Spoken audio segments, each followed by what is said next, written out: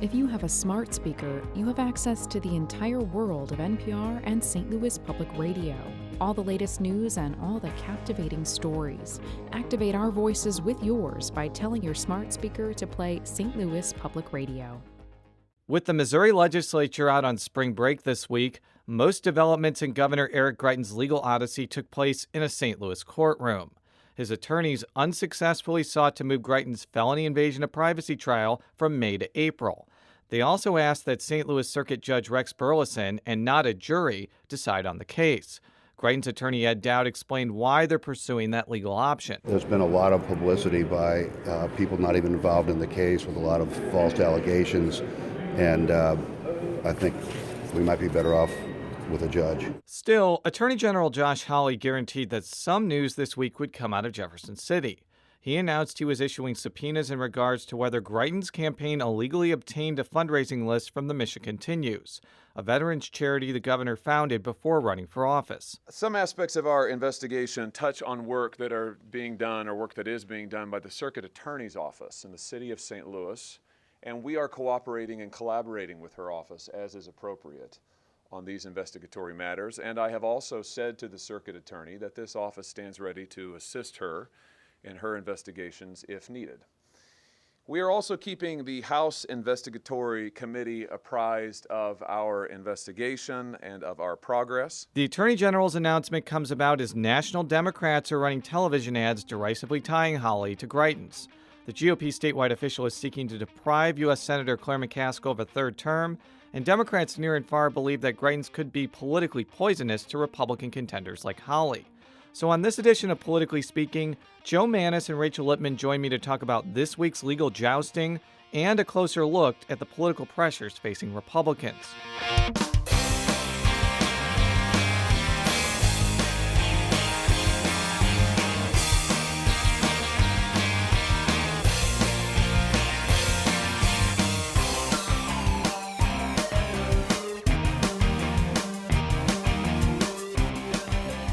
And welcome to Politically Speaking. I'm your host, Jason Rosenbaum, a reporter with St. Louis Public Radio. Joining me in studio today is colleague Joe Mannies and Rachel Lippmann. This is the third part of our unofficial mini-series, which John Combest delightfully called As the Greitens Turns. Some of them call it a little racier. I've heard 50 Shades of Greitens. And then there's also Greitanic, which is kind of a playoff on the Titanic. Which I think Scott Charton coined, who has been tweeting about this entire situation. Yeah, now Charton is a consultant who used to be an AP reporter. And a very good guy. So there's been a lot of legal developments, as there has been in the last two shows we've done about this Greitens situation. Rachel, as I did for the other two episodes, walk me through what happened this week. So the big announcement came yesterday from Judge Rex Burleson, where he said the trial date will remain in May, starting with jury selection, if there is a jury, on May 10th, and then the trial will actually begin on May 14th. The last week? The last week of the legislative session, for those of you who pay attention to the calendar, which most of you listening to this podcast probably do. The attorneys for Greitens had pushed for this to be sped up, basically saying that we know that there's not a lot of evidence in this case.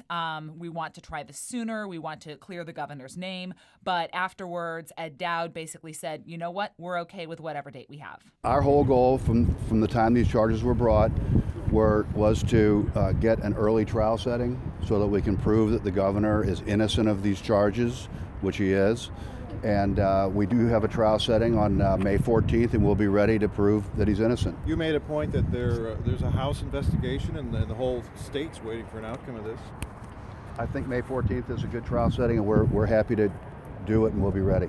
Now, one of the interesting subplots of that was the attorney for the woman at the center of this did not want the trial moved to April because it interfered with taking care of her kids, her schooling, all that sort of thing. Should that be a sign that she is going to come and testify in a particularly negative way toward the governor? I mean, I think we kind of had to know that in order for this case to happen, that the woman was going to have to participate somehow. What we still don't know is whether she's participating voluntarily or if the circuit attorney has subpoenaed her and said, you need to show up. And I'm not going to be the one reading into the fact that, the attorney is saying she will show up as to whether that's like a voluntary, yes, I want to be involved, or this is the circuit attorney knows they can't really make the case without her because she has to prove that it wasn't consensual, that she didn't want to take the photo or didn't know the photo was being taken at the time. So she is a part of it, whether this is she's a crucial part of proving that a crime did or didn't happen. Whether it's a voluntary participation, I don't know. But that wasn't the only thing that happened this week in the legal arena. So the governor's attorneys are kind of putting all these motions out there just to see if they can, derail the case or raise questions or doubt about the case in maybe the minds of people who are following it, the minds of the reporters, who knows. But there's a motion pending right now from attorneys for the governor that basically say the grand jury who heard this case, the 12 citizens of St. Louis who decided to charge the governor, were given the wrong instructions. And basically for a felony invasion of privacy, there are 5 things that have to happen. There has to be a nude or a semi-nude photo taken without a person's permission in a place where they have a reasonable expectation of privacy. And then for the felony charge, which is what the governor is facing, is it has to be transmitted somehow to where it could be viewed on a computer. And what attorneys for the governor are arguing is basically that the circuit attorney who presented this case to the grand juror misinstructed them, told them the wrong thing about the law, and led them to charge him with a crime that he didn't necessarily commit. Now, we obviously have gotten many questions for this podcast. Most of them have been friendly or informative. This one from Twitter is a little bit more critical of us. It says, you guys need to get an attorney to discuss these issues. Some of the analysis was flat wrong. Don't need a photo to prove the crime. That's from Alicio Puig, who I actually knew in Columbia when I was a reporter. And one of the things that I was really grateful that you did this week, Rachel, was you talked with Washington University law professor Peter Joy, who the last time I checked is a lawyer, by the way, yes, right? Yes, he is. And probably a pretty renowned, astute lawyer. And he runs the criminal defense clinic at Washington University. And kind of explain what you were talking with him about. So I kind of wanted to know, not specifically with the Greitens case, but in a grand jury case in general, if you're being asked for to charge someone with felony invasion of privacy, what's the grand jury going to hear? And there's no real, you'll hear us a lot of times about jury instructions, and there's no real instruction that you give to the grand jury. Like they can read the law and they can ask questions about the law, but they aren't instructed on like each thing that you have to have. And his point was, no, you don't necessarily need to have the photo at the question to prove the crime, but you got to have more than someone saying, I think a photo might have been taken. Well, I think it is unusual if all we have is somebody saying, I think there is, because while that might make probable cause, that is not going to be sufficient for proof beyond a reasonable doubt.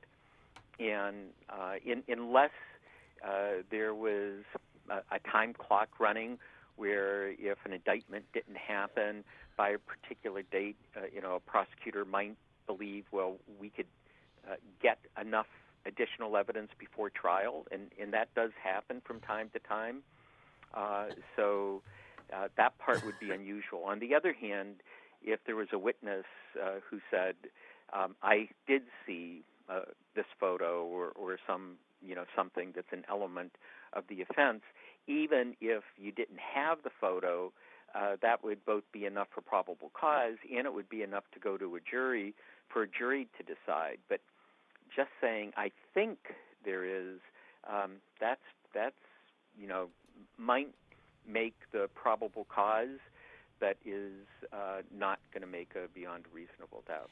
And what Peter's talking about there are the 2 different standards of proof that you have to have. As he put it, probable cause is there's some evidence this happened, but beyond a reasonable doubt is the standard that we hear about all the time for jury trials. You've got to have, not no doubt, but, a reasonable person has to say, yes, I believe that this crime occurred. And I think that the other important reason why producing the photo may be necessary is it's not out of the realm of possibility that if Greitens did take the photo, how do we know if the woman was actually in a partially nude or nude state? Like, you need a photo to prove that, right? Or you need to have a witness that you believe. I Right. mean, the photo makes this case much less circumstantial, much less of a he said, she said. If you have a really good witness, or you have, someone who was also in the room with them as this is happening. There is a witness that's listed on the grand jury indictment and on some of the discovery documents that we don't know who this is. There's still a mystery witness out there that has not yet been identified, or we don't necessarily know their connection to the case. So again, we don't necessarily know all of all of the avenues that the circuit attorney is pursuing in investigating this case. It's not going to be a trial by ambush. You can't have a trial by ambush. But the photo would certainly be helpful to prove that, yes, this did happen, because otherwise all we have is the woman saying she saw a flash. But as Peter said, it's not 100% necessary if you have a very good witness saying, I saw him take this photo, and I knew and he knew that I didn't want this photo taken. So, Rachel, this development literally occurred right before I was about to press publish on this podcast. Gardner produced a motion that has a lot of reporters raising their eyebrows right now. Yeah, so this is a motion where kind of two politically connected scandals are starting to weave themselves together, at least according to the prosecutor. There are two big-name attorneys in this case, Ed Dowd and Jim Bennett, who are representing the governor as a civilian, Eric Greitens, in his felony invasion of privacy case, in this case that we've been talking so much about.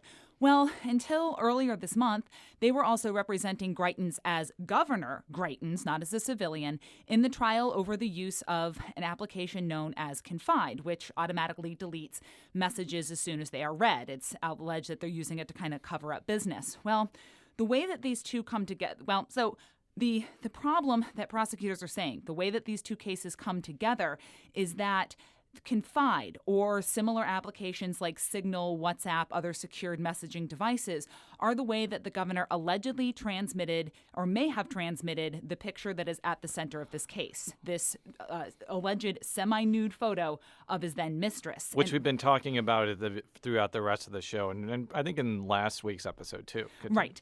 The problem is that state law says you cannot work in one case and then another case where information you gain in the first case may be useful in the other case. What the prosecutors are saying here is that for months Dowd and Bennett have been getting information about the way the governor used the Confide app, and then may have used that information they gained to help defend him in a case where he may have used the Confide app. How are they going to prove that he used a text erasing app to send this photo? Now, somebody on Twitter said maybe they could look at ISP records or whether he connected to the Confide server at a particular time, but this seems like it's a particularly difficult thing to prove when this app's purpose is erasing things. The only thing I can think, and we've brought this up before, is that there is a witness that nobody quite knows who it is yet. It's an individual listed as JW on all of the disclosure forms that they have to file to say this is the evidence that we have in this case.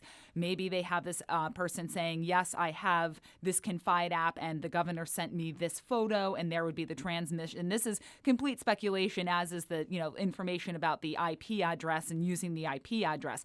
The short answer is we don't know, but they're putting it in a motion that it may have happened. The direct quote is, I believe, it says, on information and belief, which is sort of a standard, we think this is the theory of the case. Defendant, Governor Greitens' use of Confide, Signal, and or other similar applications to engage in criminal behavior is alleged in this indictment, the felony invasion of privacy charge. One of the developments that happened later in the week is Attorney General Josh Hawley spoke to reporters in Jefferson City about an investigation he's launched into the Mission Continues. Now, we've talked about this a couple times on our show, but the bottom line is the Attorney General is looking into whether a fundraising list from that charity that Greitens founded before he came into office was somehow obtained illegally or improperly by the Greitens campaign. This is what the Attorney General Josh Hawley had to say about this situation. This office has now issued 15 subpoenas in connection with this investigation. We have subpoenaed the Mission Continues. We have subpoenaed staff or former staff from the Mission Continues. We have subpoenaed the Greitens Group. We have subpoenaed staff or former staff from the Greitens Group. we have subpoenaed staff or former staff from the campaign entity, Greitens for Missouri. In addition to these subpoenas and individuals, we have also issued a series of additional subpoenas to individuals whose names and affiliations I cannot disclose without compromising the trajectory of the investigation. Joe, as we were kind of talking about offline, this is not a new controversy for the governor. It actually first popped up in October 2016 during his ultimately successful campaign with Chris Koster. Well, actually, even earlier than that, because Koster, who was the Democratic nominee for governor, was attacking Greitens initially over the fees he was taking to being one of the top officials at the nonprofit. His management of it, that sort of thing, before it came out about this fundraising letter. Right, because what I was talking about was the Associated Press first reported about this particular issue in October 2016. Correct. And initially, Greitens was saying that he did not use anything from Mission Continues to solicit donors. 2017, after he was inaugurated and in office, he eventually did. Now, he was fined $1,000 by the Missouri Ethics Commission, and if you pay it quickly, you only pay 1/10 of the amount. And don't violate it again, I think, right? So he only paid $100. Yes. Now, so some had thought, well, okay, that's settled. So this is what's kind of interesting, that this has been brought up again, because there have been some new questions raised.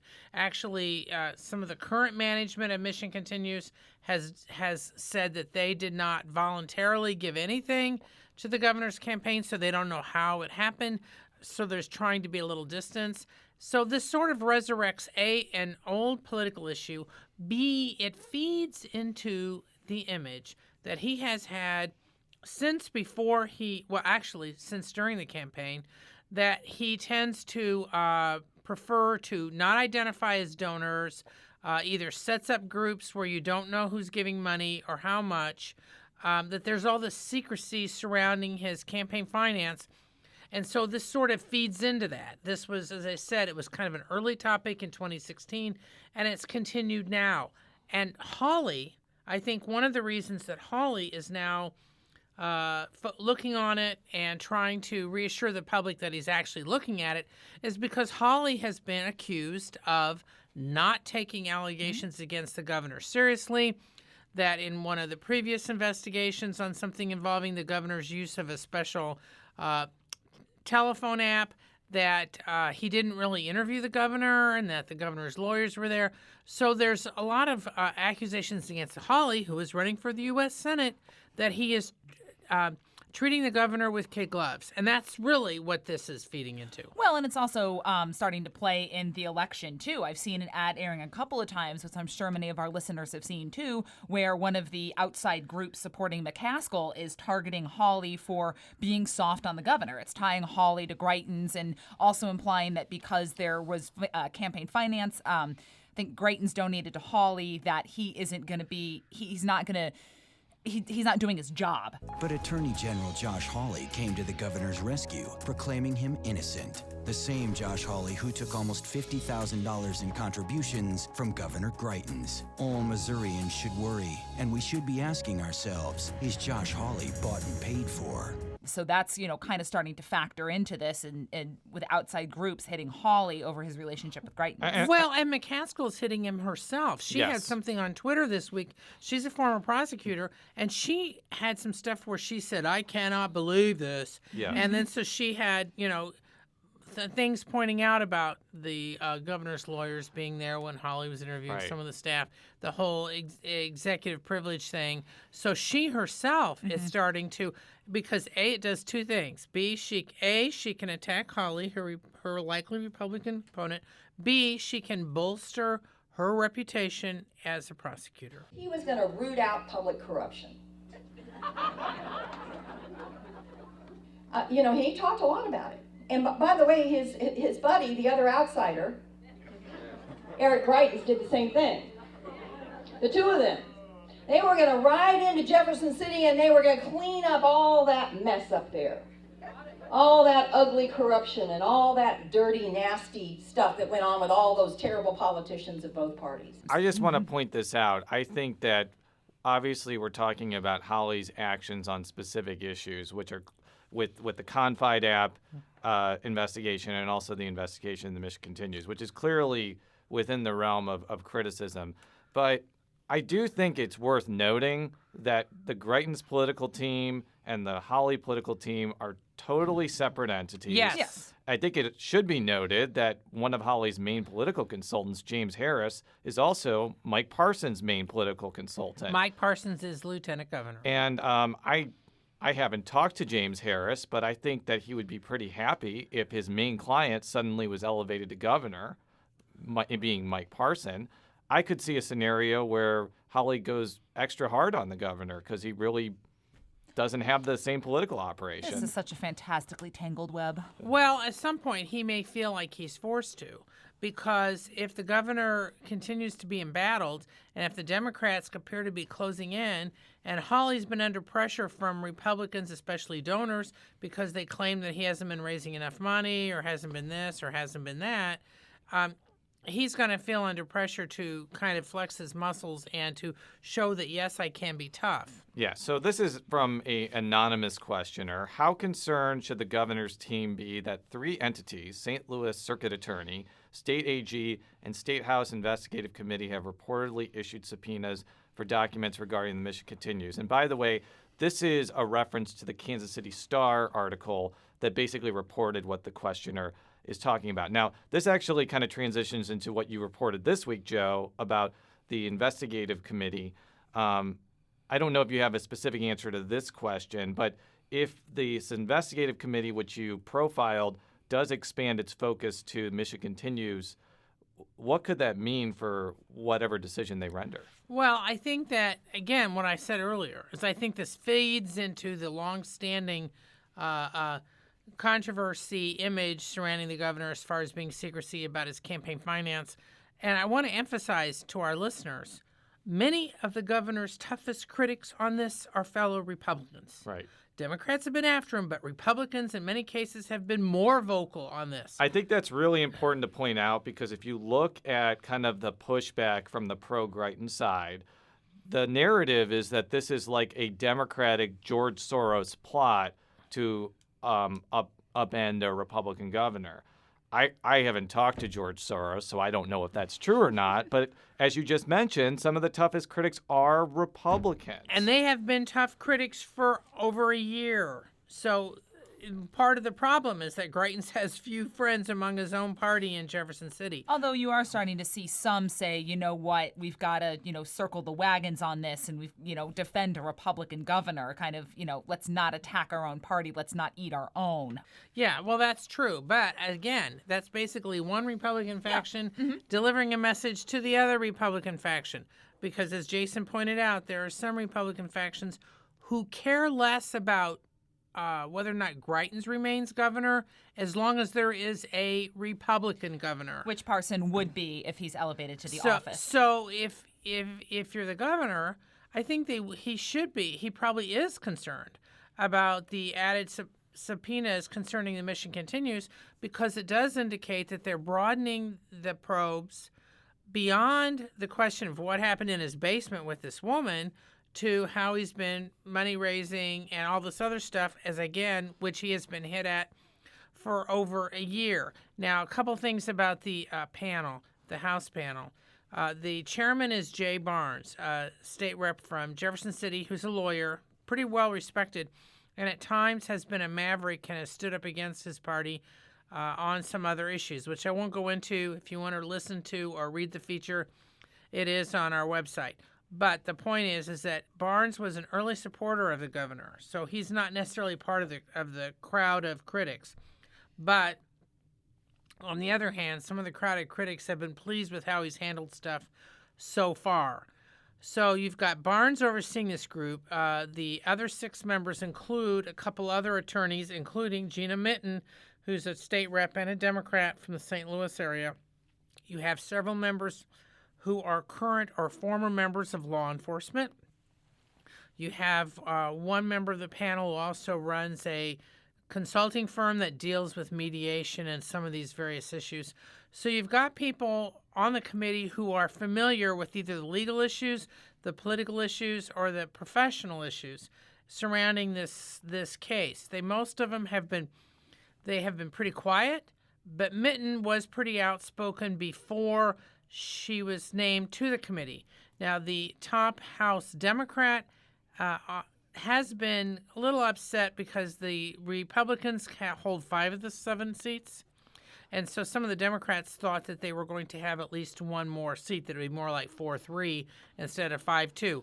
But again, because of Barnes' reputation as a maverick, some of the Democrats are willing to give him a pass because they think he will be an honest broker. And that could have actually mattered in this instance because I think, as we've talked about before, Democrats are not really united about whether they want to see Greitens stay or go. He's useful for him at this point. Some of them want to use him as a foil for electoral purposes. Well, especially in the Senate race. And others are, again, fearful that Parson will be much more effective at passing legislation that is not good for Democratic interests long term. I've tried to hammer this point home many times. It doesn't seem to be breaking through in social media land. But it does lead me to my next question from Cindy Ranowski.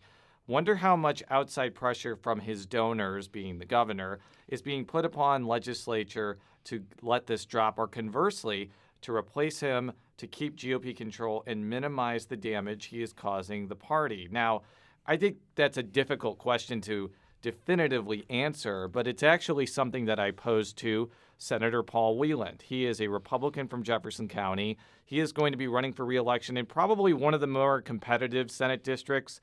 Jefferson County has become more Republican, but as even he will tell me, since he now has a viable Democratic opponent, Robert Butler, it's going to be a pretty competitive race. I asked him what effect he thought the governor would have on his contest. Now, if the election were going to be held on April 2nd, I'd say, yeah, absolutely. The governor's situation is going to have a big impact on the election. And it doesn't have so much of an impact on people that maybe want to vote for me or want to vote for my opponent, but it has an impact on the motivation to get people out of their houses and to the voting places. So right now, the Republican electorate is not real energized. They're not real excited about getting out and voting. And I think that would drive down the turnout for the Republicans. And the Democrats are energized. Now, that would be if the election were held April 2nd. We've got a long time to go between now and November. Come November, this may be a non-issue. I mean, the governor may turn things around. He may be found innocent of everything, and he may be riding high in the polls. Or the governor, on the other side of the coin, the governor may not even be around. So a lot's got to play out. But I will tell you, if the election were in April, I would be very concerned. But we got a long way to go, and in politics, 6 months is an eternity. I will just point out, and this might be editorializing, Senator Wieland is one of the most candid and entertaining senators that I have run across. But he's 100% right here, yeah. Joe. I think you would agree with that. It's too early to say how this is going to affect elections when we don't know what the situation is going to be in November. Yeah, I mean, just to be candid, Democrats have had this habit, many elections over the last decade, of measuring the drapes way too early, and you just don't know what's going to happen.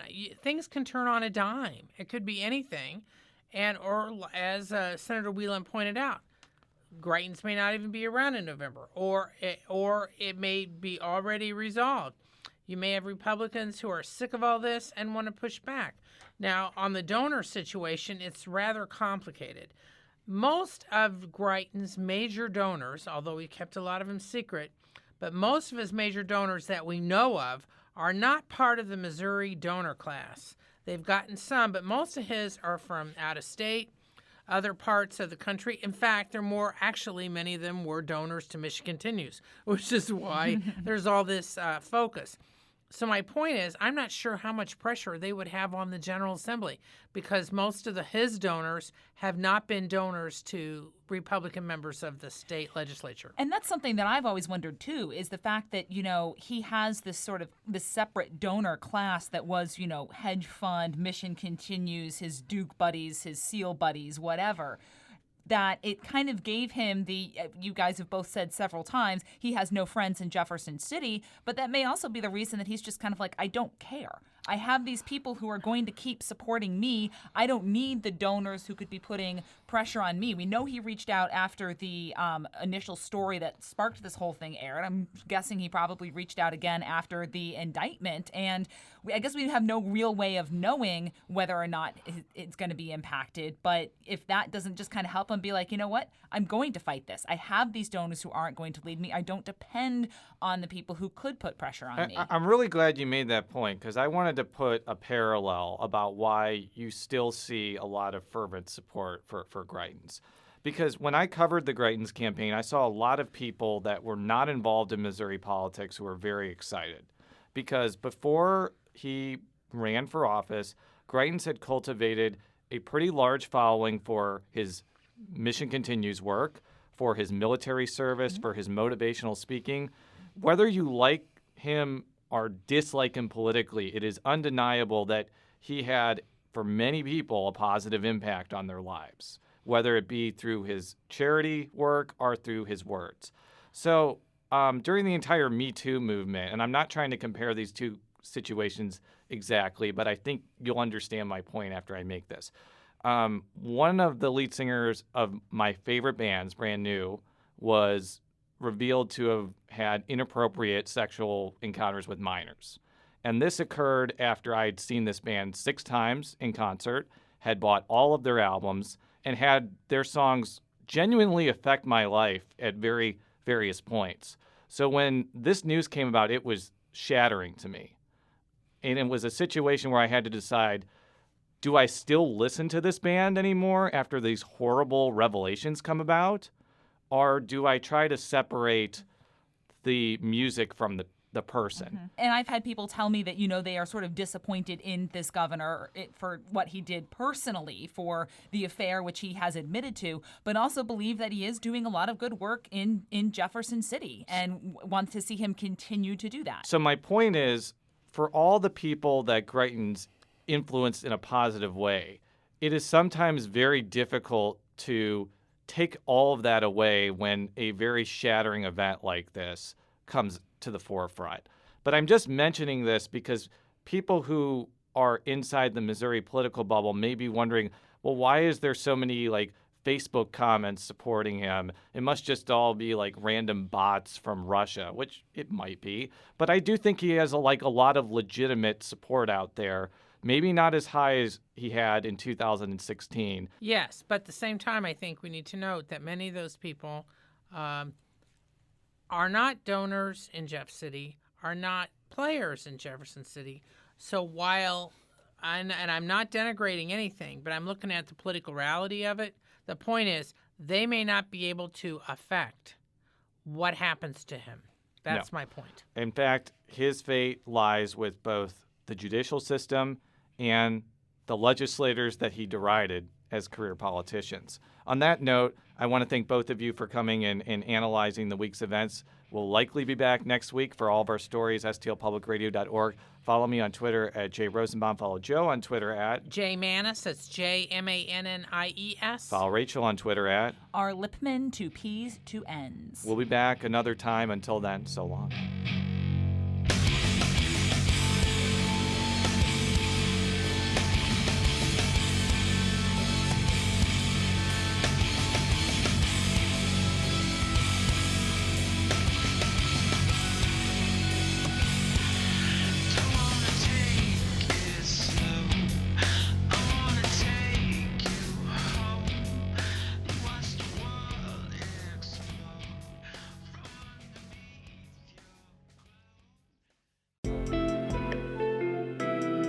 The Gateway brings you the day's news from the St. Louis region and across Missouri.